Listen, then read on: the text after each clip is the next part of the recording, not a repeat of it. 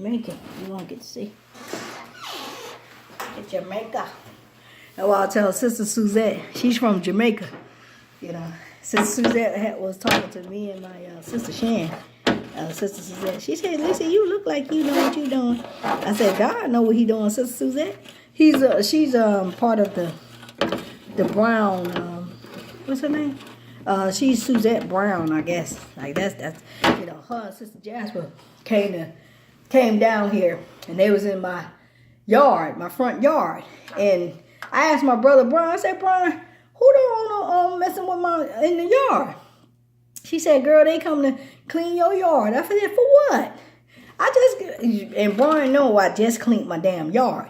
And I had to pay his friend to cut my grass. I paid him $35, and I paid the boys. I paid them each. I think it was 35 or 20. You know, pick it up. And then me and Farrell picked up them leaves. It took us half of the day to pick them damn leaves up. I was like, whoo, you know. I was in the wheelchair. I was like scooting, and then I picked the leaves up, and I scooted on the other side, and I picked the leaves up.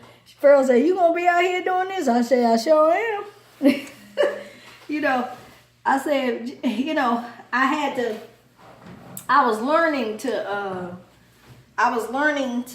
to scoot downstairs to put my clothes in the laundry. I had it stairs, and I had to scoot on my butt. And I had like a swiveling chair with wheels, and I would pivot myself in that chair, and then I would stroll around the basement, you know, put my clothes in the washing machine, so I wash my own clothes, you know. So God is good. That's why I try to tell people, He find a way. He find a way. When you can't depend on nobody else, God will find a way, honey. Yes, He will. And He showed me that all everybody was wanting to do was just have money and collect my money and take my money from me and force me, you know, just sitting there taking my money. You know, greedy, just greedy.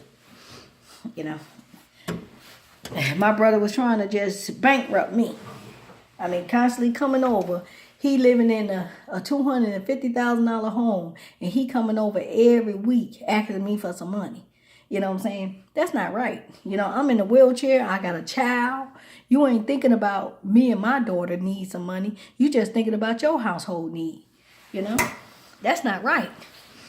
But that's all right. So he said, you know, like I told him, he said he was going through. Yeah, you going through. Because look what you put me through. Him and my older sister. You know? Him and my older sister. And her son. You know, everybody coming to the house trying to, you know, bankrupt me, you know, at the Lehigh house. And now they probably going through something. I told my daughter, I said, whatever money they took from us, I said, God gonna get it back from us. I said, because the lawyer already know they did it several times before, you know what I'm saying? And Sharon too. See, Sharon used to wear a coat like this.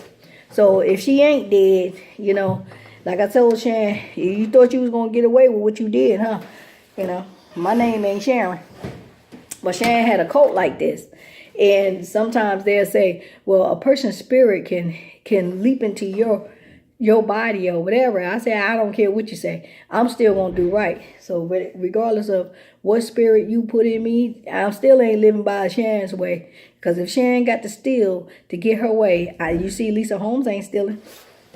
If Sharon was a thief when she died here, when she died, then her sister Lisa ain't no thief.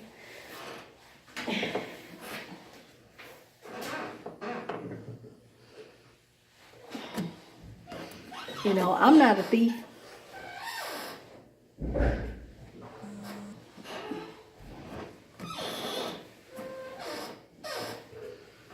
You know, when you sit up there and try to steal people's savings and stuff like that through insurance and all this mess, and you got money, the people got money, and what they trying to do is tell people they ain't got no money.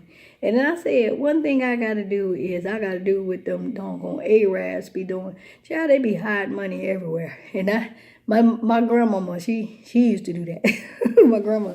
But you know, to have an inheritance, TD Jakes was talking about inheritance. And I said, this is kind of crazy how these people will make you live like that. You know what I'm saying? But you giving to people. And this guy, I don't know if he was Muslim or not, but he was from TD Jakes' church. And I don't know if he was a lawyer or not, but he said, if I had 200 and some $1,000, I help everybody. I said, did God really help everybody? And I told him, I said, the ones that was obedient, he helped. The ones that was disobedient, he couldn't help. How can you help if they don't know him? So he said, oh, yeah, you know. I said, whatever. So God can't help no one that he don't know. He said, go away, you never knew me. So how can he help you get to heaven? How can he help you do anything if you never believed in his son? He said, if you ask in his son's name. So if God don't know you and Jesus never went to God and say, hey, God, this is so-and-so, this is your son, who I am well pleased with. When God announced Jesus to the world and said, this is my son who I'm well pleased with, then he already announced it, right? So how can God help us if we don't know his son? If he came through his son recognizing who we are. I asked the man that. He was a preacher, the guy. So I said, that's all I be wanting to know. So he was a preacher. So we was debating. Joe was.